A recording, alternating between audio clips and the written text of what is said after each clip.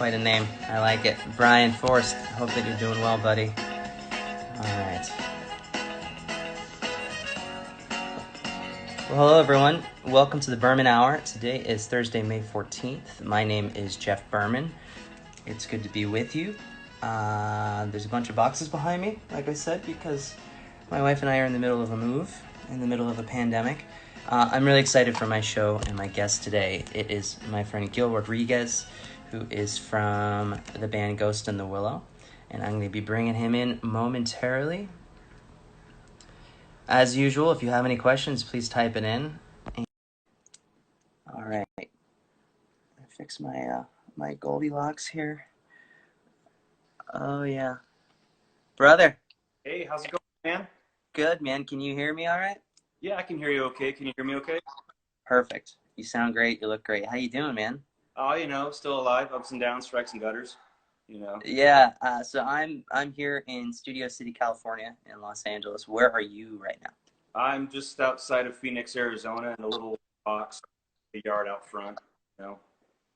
Yeah, yeah. No, what town outside of Phoenix? Because Oh, they're so handy. Mesa. Oh, you're in Mesa. That's right. Yeah, Yeah. yeah. Um, are you from Arizona originally? No, kind of where I landed when I was younger. My parents quite a bit, and this is just kind of where we ended up. My dad got sick in the 90s with cancer, and so we kind of Oh, got here ever since. He's fine, he's doing well, and he's still with us and all that. This is just kind of where we wound up.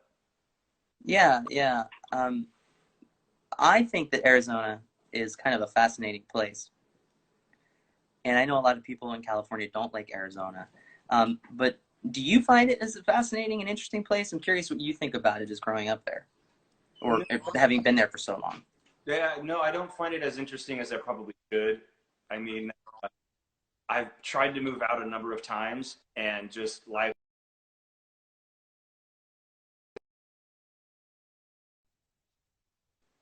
Sure, I've sure. just learned it. But it has its merits. Definitely has its merits.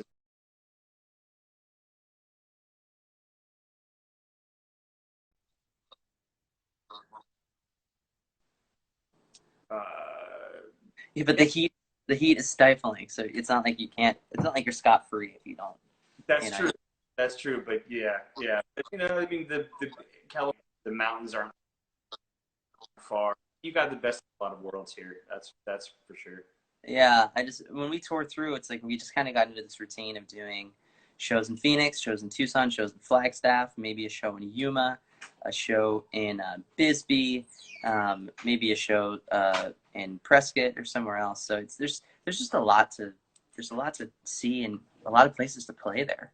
That's true. It is a big state. I mean, you do have Flagstaff on, so you kind of have like these two halves that kind of clash right in the middle. Where Phoenix Yeah, is the middle zone of the cooler north and the warmer south, so it just like hits this middle spot. yeah. So you were in a band called Combat Medic, correct? That's correct. Yeah. And how did that kind of graduate into Ghost in the Willow? Well, how it initially happened was Combat Medic was still going. We had gigs that we had been working. We had been working on an EP, and then I came up with a batch of songs that didn't necessarily fit that mold because Mm-hmm. Combat Medic was at the time a little bit more of like a straight ahead punk rock band, kind of like an Against Yeah, Me thing, or it's basically like Against Nirvana with like the noise and stuff like that. Just noise instead of guitar, yeah, and it I just had these songs that didn't fit for me. So I decided to maybe put it out as an acoustic record.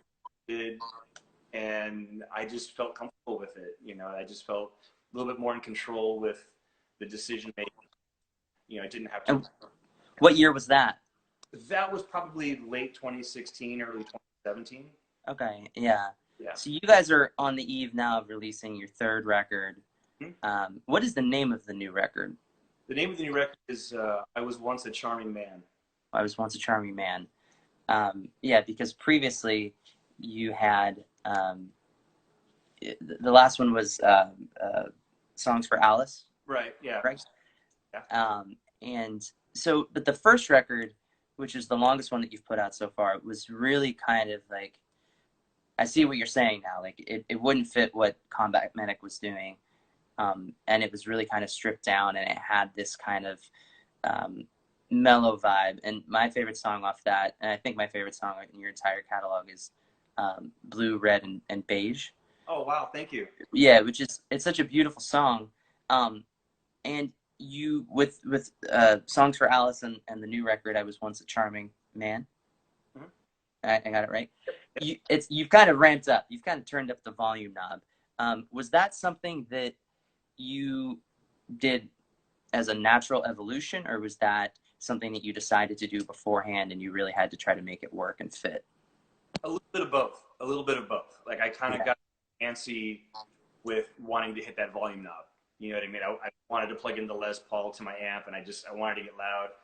I And know exactly what you mean. I know exactly what you mean. yeah, so it was a little bit of both. And then it was just time to kind of see how I can integrate the two concepts into a single unit that can play anything. You know, that it could be stripped down, it could have a full band, it could do kind of whatever I wanted to, really, Yeah. as long as it felt honest, at least to me.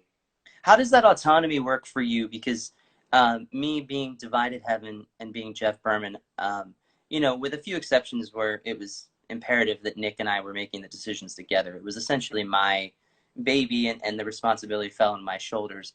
With Ghost in the Willow, is it like that for you, or is it now more of an actual band dynamic? It has a band dynamic to it. I say the core of the band would be myself, my drummer Sean Harris, who was also combat medic as well. He Mm-hmm. a very background for me, like a familiarity of someone that I could trust, of someone that I could bounce ideas off of. And Sean is great at being a yes man, and he just kind of he'll give you his opinion when he needs to put it in. You know, he doesn't necessarily play devil's advocate. He's like, yeah, sure, that sounds great, but if it doesn't work, he'll tell you no, it's not. So he's kind of that other half of the group with me as far as live entity and as far as song arrangement as well. Yeah, and you worked with a producer this time around. Was this your first time working with a producer? Not necessarily, no. On the Missing Persons record, we recorded with um, Jalapaz down at Audio Confusion. He did the first couple of Andrew Jackson Jihad records. Oh, that's right. We talked about that. Okay, that's great. That's great. But this new one was produced with Elijah Newman, right? That's right. This is the first time we've had a producer really get into the fine-tooth combs of it. Whereas Jalapaz just kind of let me run with it and then just kind of would correct certain things along the way. And Elijah has lent a little bit more of a foundation to kind of go from, where he really listens to the song, he listens to what needs to be there, what doesn't need to be there, or this part's too long, this part's too short. And the main thing he really emphasized to me was my vocal performance, which is something that I've always been like completely self-conscious. And I was able to kind of loose, but kind of polish off the edges, so to speak.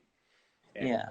he was really, as far as that, he flew out from Nashville, where he lives. Oh, wow. Okay. I was gonna ask if you went to Nashville to see him, but he came to you.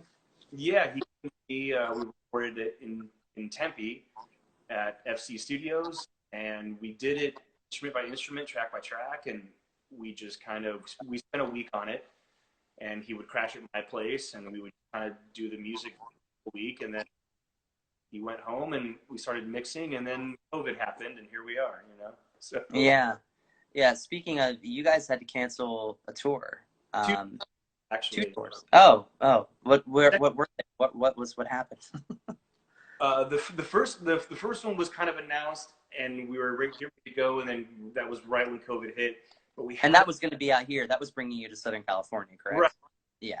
and then we had a tour that was kind of in the process of being booked, that wasn't fully arranged yet, but we had about half of the dates worked out for May, for this month. Actually, right now I should be in, I think, Reno, you know.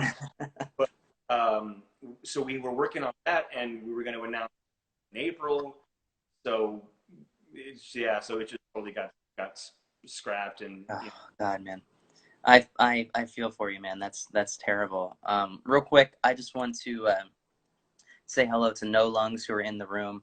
Our friend Rachel from Baltimore, Feed the Scene, David, and the Moonraker crew, Jordan. I think the guys from Twin Peaks are probably still in here. The guys and gals from Twin Peaks that were in here.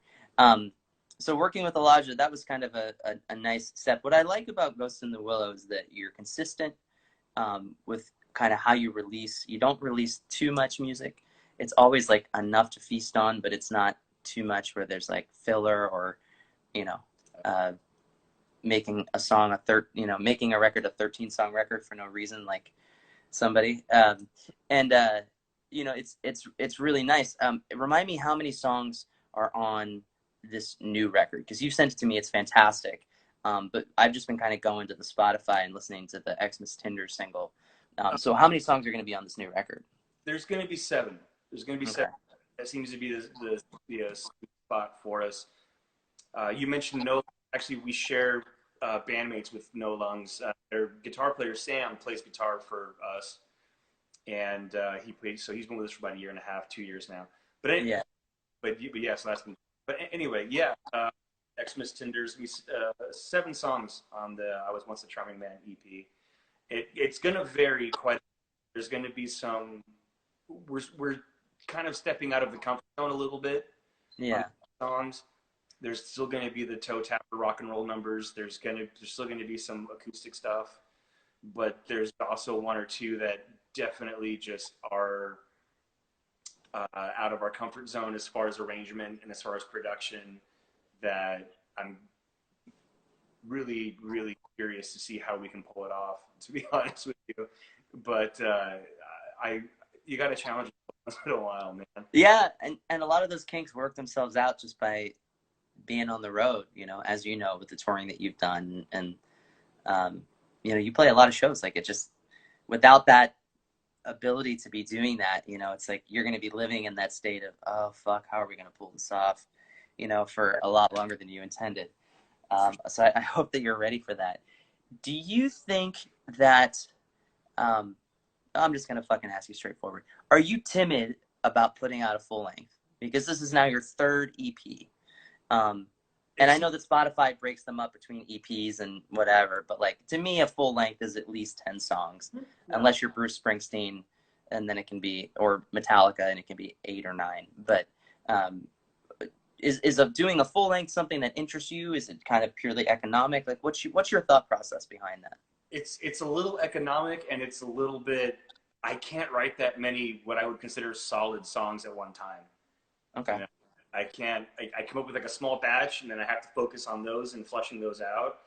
I don't have the bursts of creativity like I used to, so I have to really kind of sit and weed things out, and without getting stale, I guess you could say. I'd love full length, but I feel like I have to keep in mind my limitations, and I feel like an audience limitation as well. I don't know if people can digest, 13 songs anymore from one artist like they used to. I think that's true with like established artists, but for someone like myself, I don't think I could hold someone's attention for 13 songs. Yeah, I'd like to walk the walk like I talk the talk, but I can't really either. If it's a record I already know, then I'm good to go. But if it's a new record from a new band, it's really hard for me to get into something that's on the longer side. And you and I kind of came up in an age where CDs were expensive to buy but cheap to produce. So labels were making money, bands were making money, and the bands that really saw kind of that corruption, their way to mitigate it was to just put as much material on those CDs as they could. So you have Rancid putting 23 songs on a record, or what have you, and it's just not like that anymore. No, it's not. And plus, like, I think with Rancid, most of their songs are less than 3 minutes anyway, so you can kind of see it as one long focus. Yeah, exactly. That's pretty interesting. Another thing that you and I bond about is guitars. Now, you're much more of a guitar nerd than I am. But what was your first guitar? My first guitar was my first electric guitar was a Samick Stratocaster copy. Mm-hmm. that I played the shit out of from when I was like 13 onward. And then my proper after that, Epiphone Les Paul. Like it was an Epiphone Les Paul standard, like in like a blue finish. Me too. Yeah, I had one with purple sparkles, but it was the same that At Les the Paul. Yeah. same era, so like they were really well made at that point. And I've bought that guitar, that year of guitar, multiple times just because there's just something about them. But that's what got me into Gibsons and things like that. That was the springboard for those types of things. But yeah, the Samick Strat copy was my first proper electric guitar. Yeah. Yeah, and you were just in LA earlier this year, and we got together and we went and saw some Ramon stuff at the Hollywood Forever Cemetery. Yeah. What was the guitar that you came here to buy? I went out to LA to buy a Gibson 335 semi-hollow, and it had a broken neck. It's out getting repaired still because I'm having it completely redone. Um, that's just more like a labor of love project, I think, at this point. You know what I mean? Yeah. Yeah. What it's really worth. But yeah, that one is pretty cool. It's like a Chuck Berry guitar. It's big. It's loud. It's very resonant. And who knows? I could get it back and be like, this sounds like shit. So Yeah.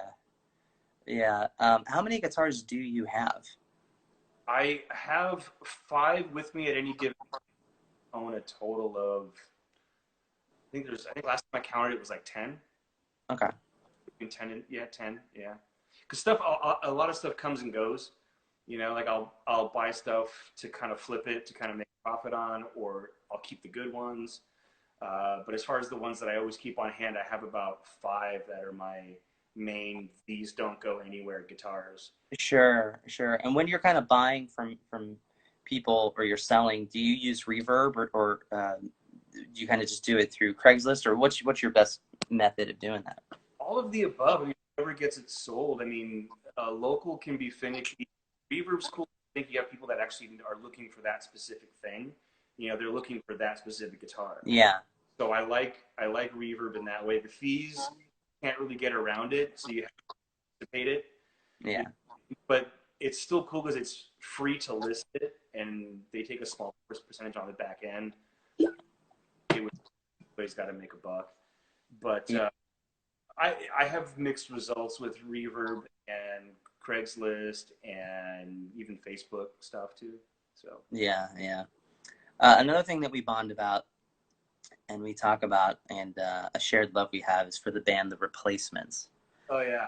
Now, I'm curious kind of what your relationship with that band was like, because for me, I'm 38 now. They were a band I did not really discover until I was 25. And I was living in New York, and I heard Bastards of Young coming out of a bar in the Lower East Side. And I thought, man, this is fucking good. That's a memory.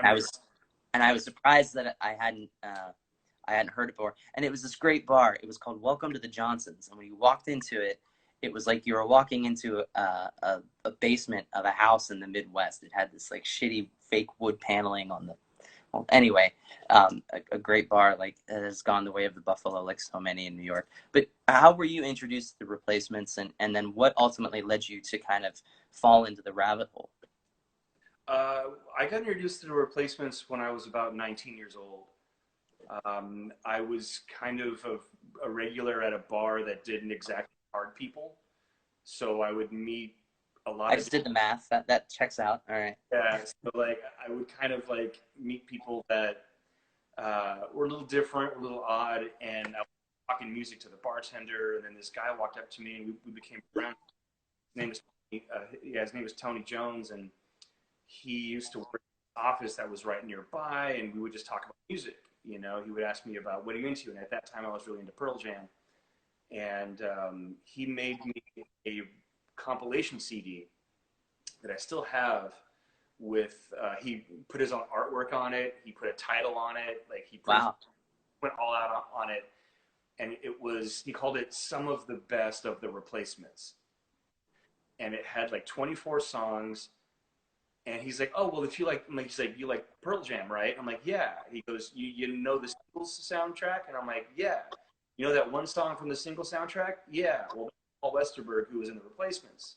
Okay, cool. So I had a little bit of connection that way. So he says, well, if you like that, try this. Try this replacements thing out.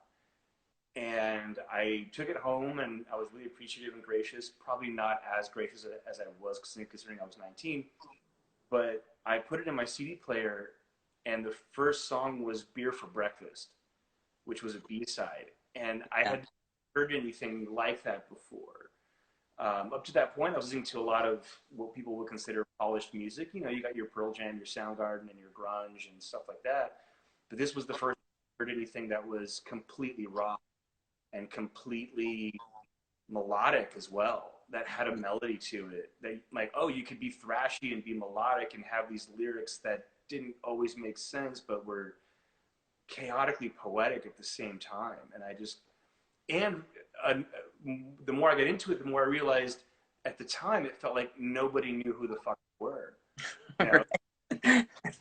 It's kind of that way. Like they Yeah, have this weird elusive quality to them where like you meet, and that's why people tend to bond over them, like you and yeah, I have. When you meet someone that likes them, you just kind of hold on to them because so many people just kind of wrote them off, or I don't know, they just didn't really capture a lot. Even after they reunited, it's just like it's still kind of the same thing. yeah. And like I saw them on those reunion shows. It was great. I mean, it was the first time I'd ever saw a band where I thought to myself, I never thought I would be here seeing this. Yeah. Like I never thought I would hear these songs live, and it was beautiful. It was amazing. And they're just a band that I just have always kept with me ever since as my little secret in my little pocket, that I'd bring out for people that were worthy, that wanted to hear something that wasn't the usual thing. Like, oh, well, check this one out. And Yeah. it was my special little nugget. And now with the internet, like you can meet other folks, but I think that intimacy is kind of gone in a weird way. But you're right. But no one mentioned that. So when you do meet someone that knows them, you're like, you like them too? You know what I mean? So, Yeah, you just kind of have to nerd out. What would be your favorite Replacements record? oh god damn, that's a tough one. The first one I really passed over was Tim. I would probably say Tim. Like Tim's the one that front to back. I don't skip tracks, and Yeah, and they have great songs on every record. I was just listening to All Shook Down, their last one the other day, and there's like great record. Yeah, a couple of really great songs on there, like When It Began. Began and Nobody's on that, right? I think like they're all on it sporadically, but Yeah, never time. yeah, Yeah, I think there's only like one song where all four of them are playing together, yeah, but it's yeah, all just session players and stuff like that. So yeah. No, that last record is really kind of a lot like a lost Goo Goo Dolls record, it, yeah, in the best way possible. Yeah, I find myself going back to that as well. Do you have a favorite solo Westerberg record? that would be Sue King Gratification, or Sue King Gratification. I can't. I just saw an article online about how to pronounce that, and even Spotify has it spelled differently than what it is on the album cover. Oh, really? Yeah, yeah. Yeah, that there's That album. yeah, that's that record's great too. Yeah, I think for me probably 14 songs would be a cop out answer, but 14 songs is good because it's like that rock and roll element from the Replacements. You know what I mean? yeah. And talk about a long record. Oh my Yeah. goodness. Yeah, Oh, 14 songs does sound like an eternity now. yeah, yeah. Well, thanks, man. Ghost in the Willow is the band. You're all on all the streaming things. You're on all the social media things. It's great to see you. I hope I get to see you soon, and I hope I get to see you and your band play these songs at some point soon. But until then, I'll be listening. And when does the record actually come out? I don't know yet. I think we're gonna Okay. I think we're gonna drop out maybe one more single, and Okay. by then it'll be done, and we'll have artwork squared away and everything like that. So I'm hoping for maybe late summer. Yeah. So, Hell yeah. Well, that's great, man. Well, congratulations to you, and thanks for coming on the Berman Hour, man. I hope you had a good time. Jeff, I really admire what you do. I've always been a fan of what you do. So it's just a little bit of a geek out to get to talk with you. Yeah, Over. man. Thank you. That means a lot. That means a lot, and I appreciate your friendship and support all these years. It's been a fun ride together. Yeah, let's hopefully do it a little bit longer. You know. We'll be back. We'll be back, man. Yeah. All right. Thanks, y'all. Thanks for checking out the Berman Hour. My guest tomorrow is